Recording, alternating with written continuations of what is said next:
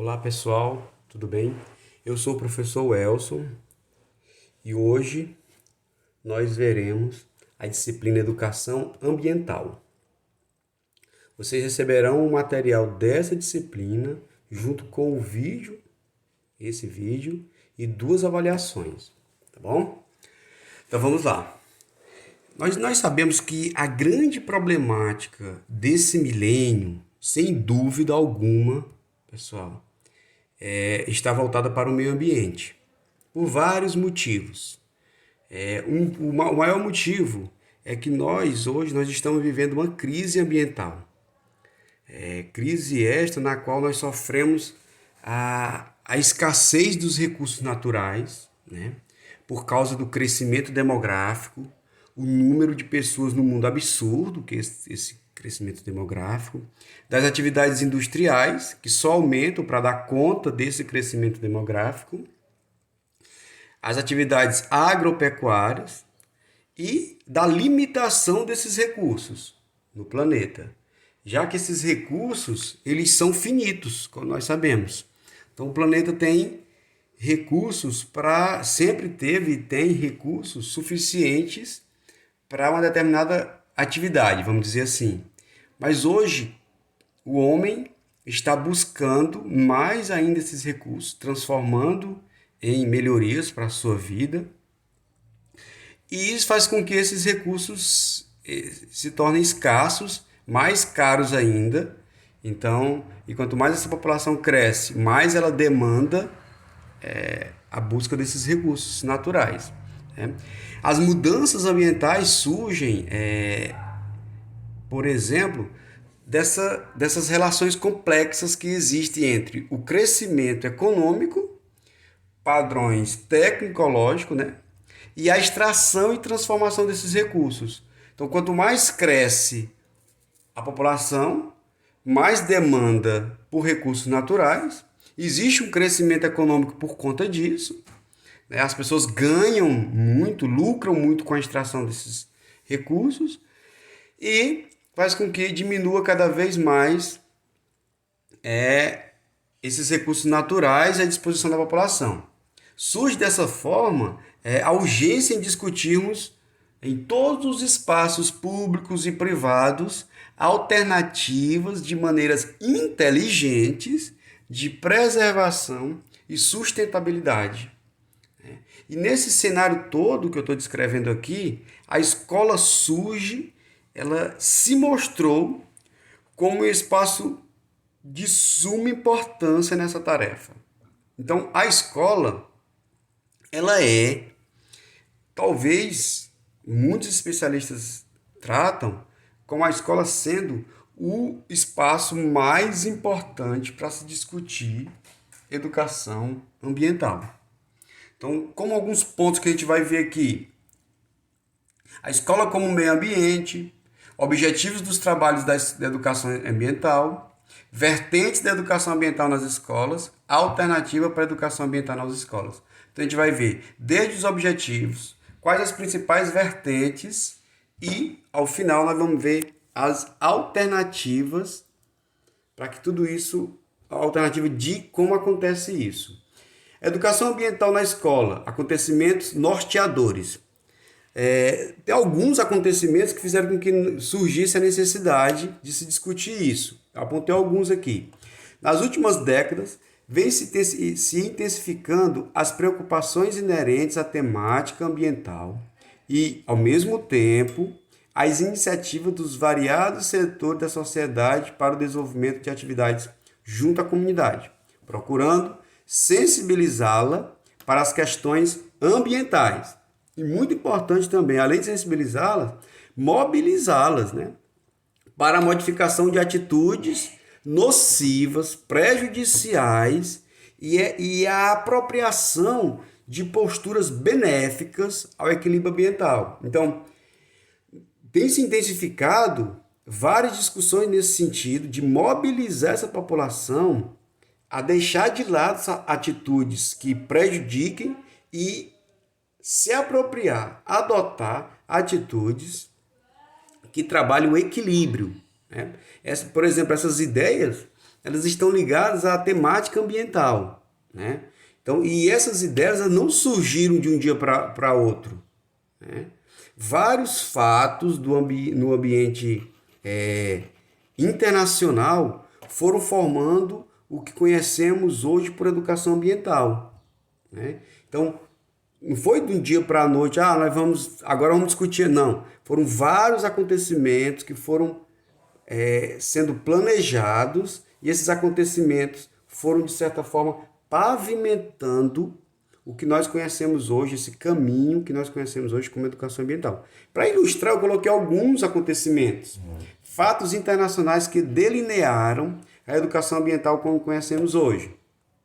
O primeiro dele, o livro Primavera Silenciosa, lançado em 1962 pela jornalista Rachel Carson, alertava para a crescente perda da qualidade de vida produzida pelo uso indiscriminado e excessivo dos produtos químicos e os efeitos dessa utilização sobre os recursos ambientais. Também nós temos, como citei aqui logo em seguida, a Carta de Belgrado, 1975, preconizou que as fundações de um programa mundial de educação ambiental fossem lançadas. Okay? Então, esses dois acontecimentos, primeiro que eu citei aqui, foram acontecimentos no período de 2 décadas, já na década de 60 e 70, que, de certa forma, alertaram a população, olha, está tendo um uso indiscriminado de agrotóxico, um uso indiscriminado de alguns pesticidas que estão fazendo com que se produza mais alimentos, é claro que a população está crescendo. Por outro lado, nós temos uma degradação do meio ambiente de forma acentuada e que isso não é sustentável. O que significa isso, professor? Que isso não dá para conviver por muito tempo. O termo sustentabilidade significa dizer, eu vou usar os recursos naturais para que eu prolongue a vida desses recursos e, em consequência, a minha vida também, já que nós estamos ligados diretamente à natureza. Se você destrói a natureza, a humanidade corre um risco seríssimo, né, para a sua sobrevivência. E não é só a humanidade vai ser extinta. Não precisa ser isso. Basta que dificulte o acesso à comida, por exemplo.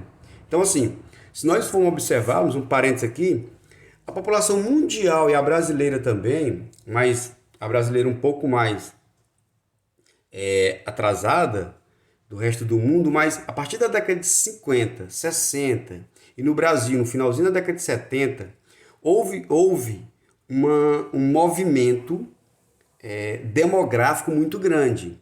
Nós chamamos de a diáspora.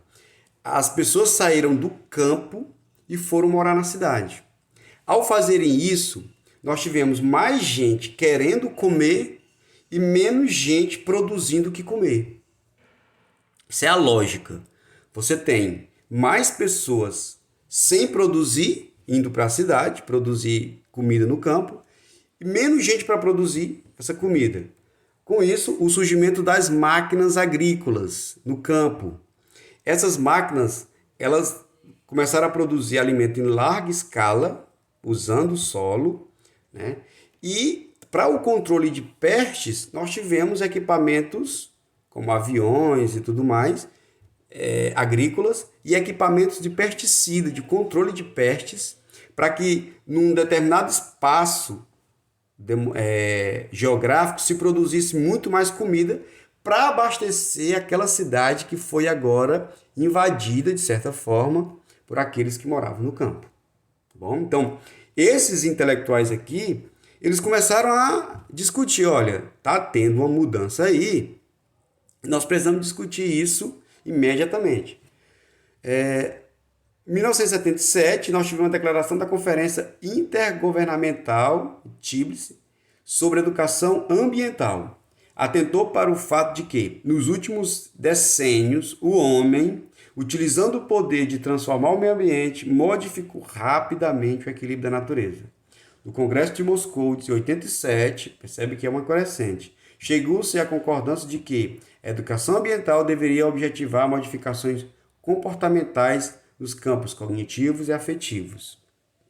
Ou seja, nós tínhamos que discutir isso do ponto de vista escolar, do ponto de vista acadêmico e buscar na sociedade uma conscientização.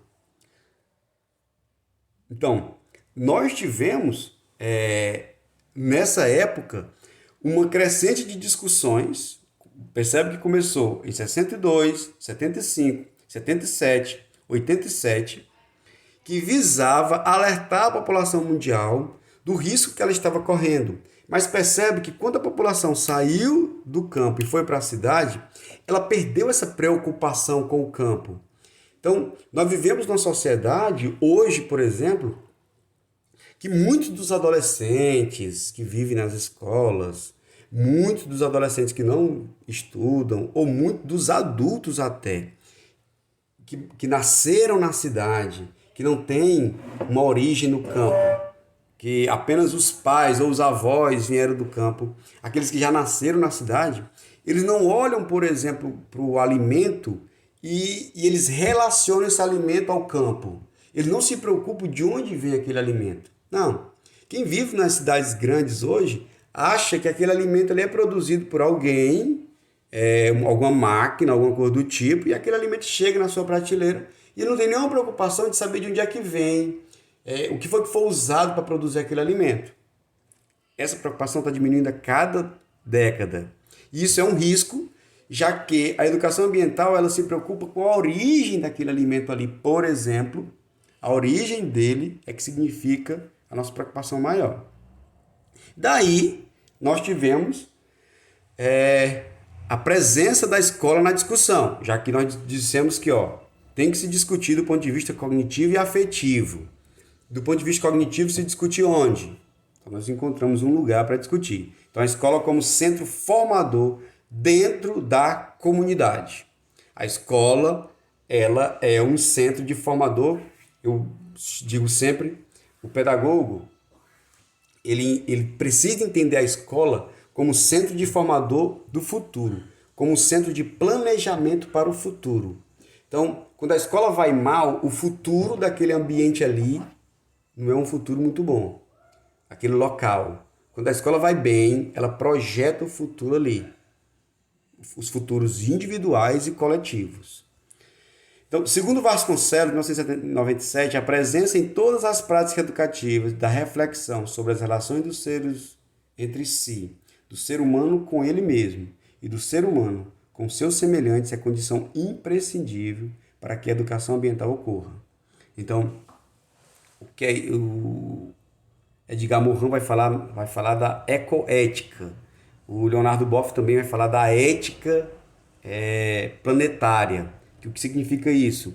Das relações entre você e o outro, você e você mesmo, você e a comunidade é que vai estabelecer os fundamentos para a educação ambiental. Ou seja, eu só me preocupo com o meio ambiente se eu me preocupar comigo. Eu só me preocupo com o meio ambiente se eu me preocupar com o outro. Eu só me preocupo com o meio ambiente se eu me preocupar com a comunidade. Senão, eu não vou me preocupar com o meio ambiente. Então, para eu me preocupar com a plantinha ali, eu tenho que saber que me preocupando com aquilo, eu vou estar me preocupando também com as pessoas que moram no lugar onde aquela plantinha qualquer está inserida. Estou dando um exemplo aqui. Se eu me preocupar com o campo, por exemplo, eu me preocupo com o resto da comunidade, já que se abastece do campo. As escolas como espaços privilegiados na implantação de atividades que propiciem essa reflexão. Bom, então, é muito importante a gente entender o seguinte, olha, que é por isso que nós necessitamos da atividade de sala de aula, atividade de campo, com ações orientadas em projetos, em processos de participação que levem à autoconfiança do aluno, atitudes positivas, né? Tudo isso implementado de modo interdisciplinar. Eu preciso trabalhar todas as disciplinas para que eu possa desenvolver a educação ambiental da melhor maneira possível. Então a escola se apresenta, como eu falei anteriormente, a escola se apresenta nesse cenário como o melhor ambiente para implementar a consciência de preservação do meio ambiente. Entretanto, o que nós vemos? Nós vemos uma manutenção e reprodução desse ambiente nas escolas. Como assim, professor? Quando não se discute o modo de produção nas escolas, quando não se discute a valorização da formação de mão de obra, como que se dá essa mão de obra, como que se dá esse modo de produção. Ah, mas isso é contra o capitalismo? Não, mas nós precisamos entender que o modo de produção que nós temos hoje é um modo de produção predatório, não é um modo de produção que preserva o meio ambiente. Então ele continua aqui, ó. Esse processo de sensibilização da comunidade escolar pode fomentar iniciativas que transcendem o ambiente escolar, atingindo tanto o bairro no qual a escola está inserida, como comunidades mais afastadas nas quais residam alunos, professores e funcionários. Potenciais multiplicadores de informações e atividades relacionadas à educação ambiental implementada na escola. Então, esse estreitamento das relações intra e escolar, ele é bastante útil na conservação do meio ambiente, principalmente no ambiente escolar. Então, eu trabalhar uma educação ambiental que envolva toda a comunidade, que envolva a comunidade escolar, mas que envolva toda a comunidade ao redor dessa escola, eu estou trabalhando a multiplicação dessa educação ou dessa informação. Os objetivos dos trabalhos da educação ambiental. Então, o que se pensa antes de trabalhar qualquer educação ambiental? Então, o objetivo de qualquer iniciativa de conscientização ambiental é atingir toda a comunidade. Se não pensar uma educação ambiental que atinja toda a comunidade, ela é falsa, ela não é válida. Tá bom? Então, sempre que se pensar qual é o principal objetivo da educação ambiental, dos trabalhos da educação ambiental, é atingir a conscientização ambiental de toda a comunidade. Através do quê? Quais são os objetivos específicos para se atingir esse maior? A sensibilização e a conscientização, a buscar uma mudança comportamental, formar um cidadão mais atuante, sensibilizar o professor, principal agente promotor dessa educação, criar condições para que no ensino formal a educação ambiental seja um processo contínuo e permanente. Não seja apenas o dia da árvore, o dia do meio ambiente, o dia disso, não. Seja algo permanente e contínuo, através de ações interdisciplinares, globalizantes e da instrumentação dos professores. Procurar a integração entre escola e comunidade, objetivando a proteção ambiental em harmonia com o desenvolvimento sustentado. Então, muito importante a gente procurar esse equilíbrio. Então, esses são os objetivos quando se fala em trabalhos de educação ambiental. Mas relembrando que aqui são objetivos específicos. O maior deles é a conscientização ambiental de toda a comunidade que está ao redor daquela escola. Comunidade escolar e aqueles que estão ao redor. A educação ambiental e as dificuldades encontradas para a sua implementação nas escolas. Então, eu coloquei alguns pontos aqui. Claro, não é um mar de rosa. Nós temos várias dificuldades, eu vou elencar algumas para vocês. A primeira delas, o tamanho da escola. É uma dificuldade tremenda quando eu tenho uma escola reduzida, de tamanho reduzido, que eu possa trabalhar esse meu tema. Número de alunos e de professores, porque eu vou ter que delegar várias funções, e se o número for reduzido, tem dificuldade maior. Predisposição destes professores em passar por um processo de treinamento. Geralmente, os professores, como são formados? Geralmente, quando são formados em um ambiente não de educação ambiental, por exemplo, nós, da nossa geração, quem tem de 30 para cima, até 40, não teve educação ambiental nas escolas, como disciplina ou como tema transversal. E na universidade dificilmente discutiu no máximo uma disciplina como vocês estão discutindo agora. Então não tem isso na sua formação. que acontece? Eles precisam passar por um treinamento e não existe, às vezes, essa predisposição. Isso atrapalha. Vontade da diretoria de realmente implementar um projeto ambiental que vai alterar a rotina na escola, né? Então, além de fatores resultantes da integração desses acima citados, ainda há outros podem servir como obstáculos para essa implementação, né?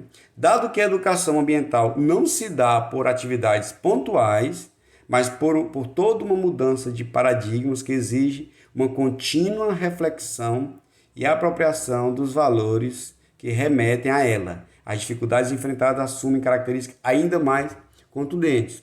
Projetos, por exemplo, projetos impostos por pequenos grupos ou atividades isoladas, gerenciada por apenas alguns indivíduos da comunidade escolar, né?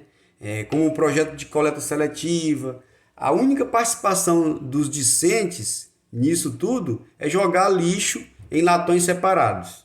Então, às vezes a prefeitura ou o estado não fazer um trabalho de conscientização. A única coisa que os alunos aprendem é onde se joga metal, onde se joga lixo orgânico, qual é a cor do lixo do papel, qual é a cor dos demais lixos. Só isso. Não se há essa conscientização fora da escola, por exemplo, e não se há conscientização filosófica bem maior que está ao redor de tudo isso. Bom, é a parte da reciclagem, como reutilizar e tudo mais. Mas isso não sai da discussão. Isso não entra em uma reflexão maior. Deve-se buscar alternativas que promovam uma contínua reflexão que culmine na metanoia, que é a mudança de mentalidade. Então, essa metanoia, essa mudança de mentalidade é que tem que ser o foco.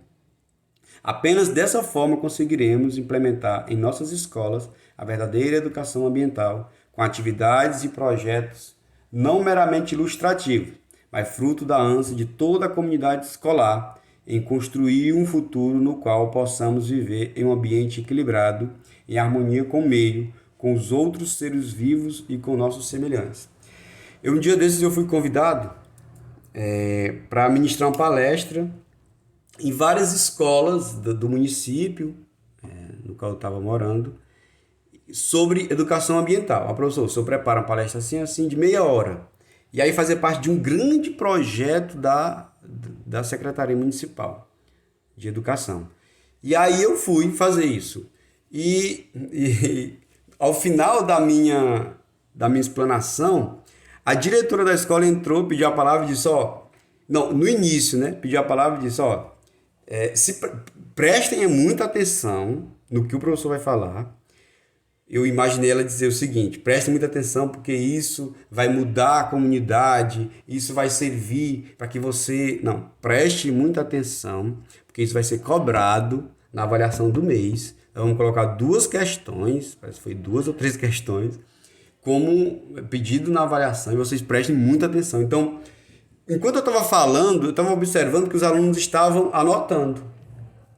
Se eles estavam anotando, significa dizer que eles estavam preocupados com o que ia ser cobrado depois. E realmente, quando eu terminei, a diretora reforçou o que ela tinha dito e um dos alunos falou, professor, me diga aí a cor que eu ponho o metal. Então, o que se preocupou com isso? Qual é a cor do lixeiro que eu ponho o metal? Pronto. Então, bastava saber disso, que para ele estava bom demais. Então, ela estragou... Não porque ela é ruim, uma pessoa ruim, não. Ela estragou porque não há uma conscientização de como esse tema deve ser trabalhado. E não adiantava dizer ali. Não, porque eu passei a fala inteira dizendo que o mais importante era eles saírem dali com outra mentalidade. Mas isso não vai mudar do dia para a noite. Isso tem que ser um trabalho contínuo e permanente. Tá bom? E nós vamos trabalhar agora as vertentes da educação ambiental nas escolas. Nós temos várias vertentes, eu vou colocar alguns para vocês. As atividades da educação ambiental desenvolvidas nas escolas podem ser classificadas segundo 2 grandes vertentes de abordagem. Quais são elas? Ecológico-preservacionista é voltada somente para a conservação da natureza, sem uma análise das causas econômicas e sociais dos problemas ambientais. Então, é a chamada xiita. O que é isso? Ela é voltada apenas para a conservação, ela não quer saber se vai ter causas econômicas, se tem causas econômicas, sociais, problemas. Não. Ela quer saber apenas da parte ecológica. E a socioambiental defende uma educação de caráter permanente, preocupada não só com o aqui e agora, mas também com o futuro. Então, como se deve trabalhar de maneira mais inteligente? A vertente a ser escolhida deve estar correlacionada com o contexto da área de estudo e os objetivos dos pesquisadores em questão. É preciso a gente lembrar que os fundamentos da prática eles precisam estar claros, sob pena de haver uma ruptura entre o discurso e a prática. O que é isso? Então, eu não posso falar algo na escola que ela não faça. É melhor que eu não fale. É bem melhor que eu não comente aquilo. Eu estava dando um dia desse, agora a aula virou aula de exemplo, mas desculpa, vou usar mais um exemplo pessoal, mas que serve para vocês, para entender melhor. Eu estava dando uma palestra numa determinada localidade aqui do Piauí e eu falando sobre a importância da parte ecológica e tal, mas também falando sobre a alimentação. O quanto é importante a alimentação saudável e tudo mais, etc, etc, etc. E aí, um aluno falou assim, olha, professor, a gente já ouviu isso aí, mas a merenda aqui não é isso que o senhor está falando. A gente lancha, por exemplo, ele falou que lanchava suco de pacote, né? E eu estava falando exatamente o contrário. Não me disseram o que lanchavam lá, né? Aí ele falou, olha, o senhor fala que a gente tem que tomar suco natural, comer frutas. E no interior é muito bom que isso aconteça, mas aqui a gente toma suco de pacote. Então, eu estava falando algo que a escola não fazia. Né? Então, a discurso era um e a prática outra. Eu não era daquela escola, mas me pediram para fazer uma palestra voltada para esse tema. E olha o que deu. Então, é muito importante a escola ter o cuidado do que vai ser falado e o que ela pratica. Então é melhor não falar. Então, se ela for falar sobre o meio ambiente e ela não praticar aquilo, não vai ficar nada para os alunos. Então eu tenho que ter esse cuidado. Bom, então, para driblar tudo isso, quais são as alternativas, professor? Então, para finalizar, as alternativas para a educação ambiental nas escolas. O que a gente pode, aqui nesses 30 minutos de aula, o que a gente pode ver como alternativa? A educação ambiental nas escolas deverá tratar do desenvolvimento de uma educação voltada para a compreensão do ambiente em sua totalidade, do ambiente como um todo. Então, se vai falar de educação ambiental, parta do geral, depois chegar na parte específica. Deve estruturar um modelo pedagógico baseado na investigação, educando o educador, no método científico a ser construído a partir das motivações dos educandos. Sempre buscar o que aflige os educandos, o que eles vivem. Às vezes, essa questão de motivação do educando, as pessoas confundem com a vontade do educando. Não é isso. O aluno pode passar por várias dificuldades e ele pode enxergar, ele pode ver no dia a dia dele várias atividades que degradam o meio ambiente, que poderiam ser trabalhado de maneira diferente, mais inteligente, mas ele não tem noção do que aquilo seja ruim para a sociedade. Quando se fala em educação ambiental, eu vou buscar a motivação dos alunos com o que eles convivem e a partir daí eu trabalhar a educação ambiental. Então não é a vontade do aluno, são as motivações do aluno, coisas que ele vê durante o dia e não enxerga. O que é enxergar? Enxergar é ver com outros olhos, é ver com um olho mais consciente. Então, ele vê, mas não enxerga. Ele não consegue detectar que aquilo está prejudicando o seu meio ambiente. Precisa tratar as questões ambientais de forma articulada com a realidade, estabelecendo relações diversas, buscando suas causas e consequências através da problematização das questões levantadas. Então, Cada local vai trabalhar de acordo com a sua realidade. Então, eu preciso uma cidade que não tem carvoaria. Não existe carvoaria, mas o problema da carvoaria é muito grande no sul. Não, mas não tem carvoaria na sua cidade. Fale do problema das carvoarias no geral, mas foque na sua cidade. Qual é o problema ambiental que a sua cidade está vivendo? É um processo que deve levar a criança à curiosidade, ao encantamento, à criatividade, ao questionamento, a querer mergulhar na própria realidade até descobrir as suas relações constitutivas.